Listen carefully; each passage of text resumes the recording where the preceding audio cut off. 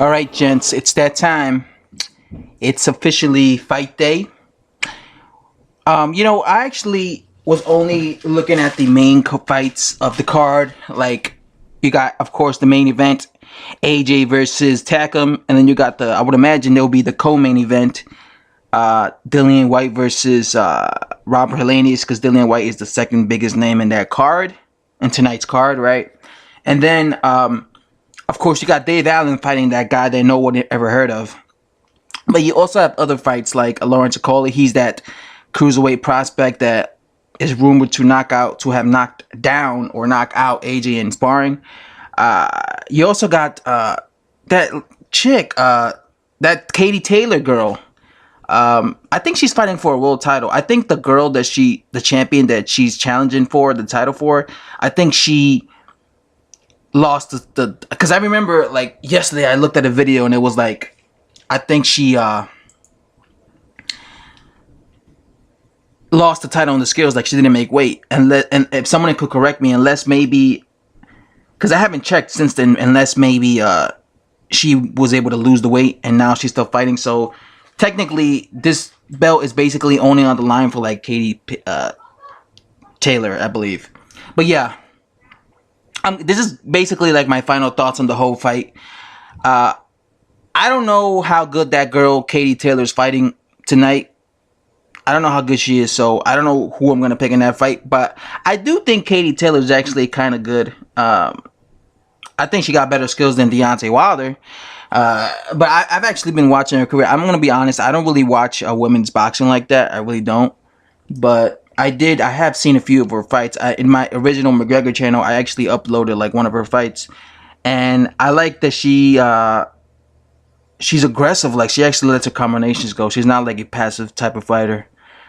So yeah, I can't really predict that fight just because like I said, I don't really keep track with women's boxing. I really keep track only with men's boxing and stuff like that. And they're very low level, like they're very like small weight classes. I don't really keep track in the very low weight classes. Like me, I keep track, the lowest weight classes I keep track is probably super featherweight, like 130, because I look at guys like Javante Davis, Vasily Lomachenko, Guillermo Rigondeaux, but like even like in the men's division, I don't look at like the really booger weights, like the straw weights. I don't look at none of those type of weights. So I just don't. So that's why I really don't keep track, because women they fight in very small weight classes. But yeah, I'm not gonna make a prediction on that. Just the best person will win out of that fight. Then, of course, you probably got also, probably before that fight happens, or maybe after, I don't know, you'll have Lawrence Okolie fighting someone I never heard of. He's going to win. Then you have Dave Allen versus a guy I never heard of. I saw the guy he's fighting. He has, like, I think he's undefeated, but he's been fighting nothing but bums. So Dave Allen should win. Dave Allen's in the best shape of his career. I've never seen Dave Allen that trim. Normally, Dave Allen looks like he's pudgy, like he's carrying weight in his midsection. And you could see it, like every time he fights, he normally looks pudgy. But this is the first time I've seen Dave Allen and he actually looks in shape. You know what I'm saying? So I would imagine he'll have more energy in his tank. And he's going to win. And I'm picking him to win just because I don't know this guy. But again, this is the heavyweight division. Maybe he pulls the upset. I mean, I thought Dave Allen was going to beat Lenroy Thomas. I was like, yo, Lenroy Thomas is going to lose to Dave Allen.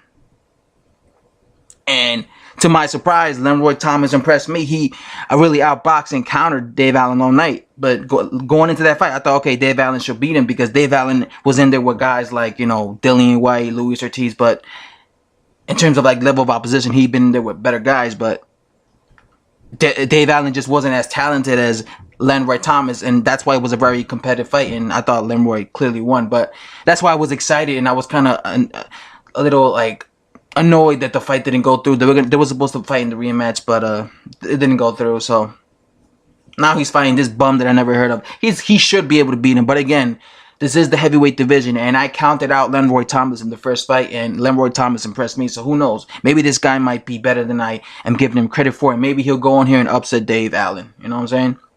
And then we got probably, by the way, I'm going to cover all these fights. I'm going to be making post fights. I'm going to watch all these fights live. I wish I could stream it, but of course, I still have like 70 days to go before I could live stream because the flaggings I received in my other video that YouTube disabled my fucking flaggings, but whatever. And then you got Dillian White versus Robert Helenius. That's a fight that I think a lot of people are sleeping on. I know a lot of Dillian White fans think Dillian White is unbeatable and he's the greatest thing since sliced bread, and he would school Robert Helenius 5 times. If they fought 20 times, he'll school him 18 times out of 20.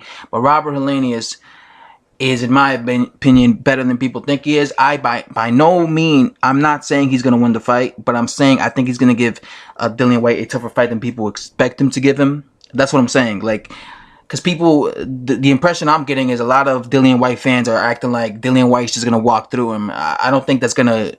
I think this is a sleeper, I think Robert Helenius is going to prove a lot of people wrong. And again, I'm not picking him to win. I've been saying this over and over again. I am picking Dillian White to win, probably by stoppage. And the only reason I'm picking him to win by stoppage is because I think Dillian White has more heart than Robert Helenius. That's the biggest flaw in Robert Helenius as a fighter. I've never felt that Robert Helenius had the heart of a champion. And I think that's his downfall. And that's why he'll never be a champion or never be able to compete at the world level. Because at the top of the division and the top and the elites of fighting, you have to have skill, but you also have to have heart. You have to have that heart in you.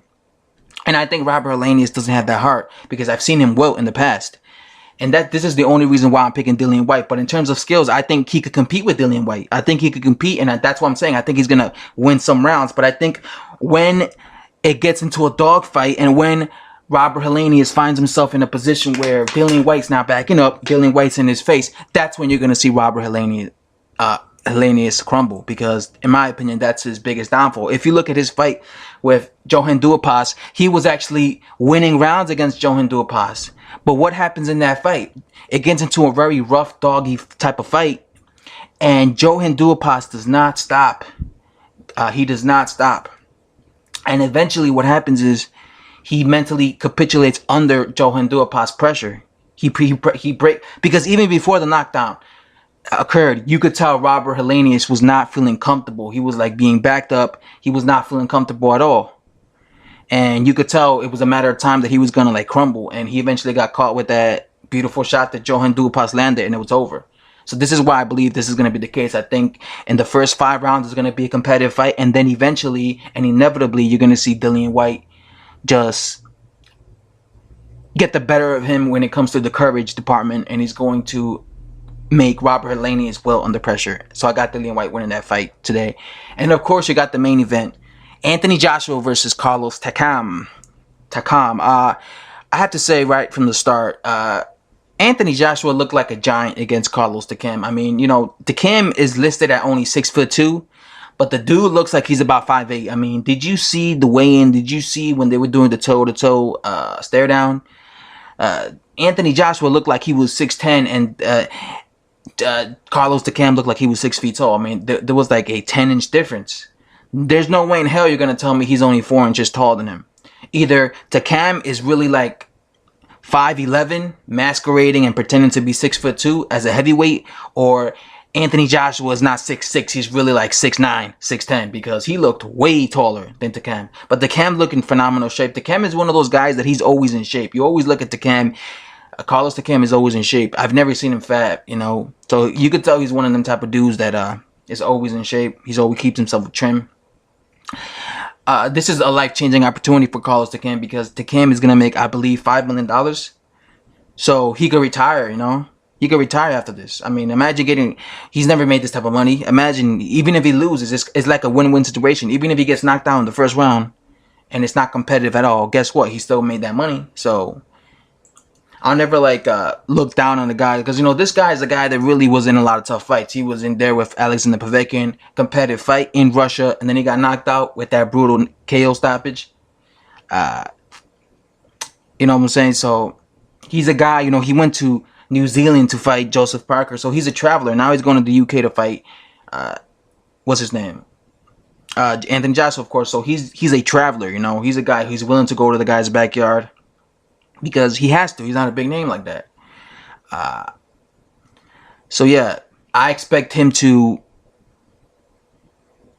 get knocked out in round 7. I think that he's mentally a stronger and more determined guy than someone like Kurab Pulev. To me, Kurab Pulev came across as a guy who was a bit afraid of Anthony Joshua.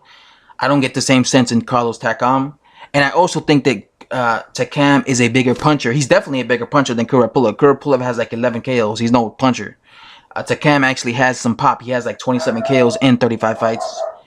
And I think he has a better chin. I've always felt that Kurab Pulev had one of the worst chins in the heavyweight division. I mean, this guy got dropped. I'll never forget when he got dropped by a jab by Vladimir Klitschko, guys.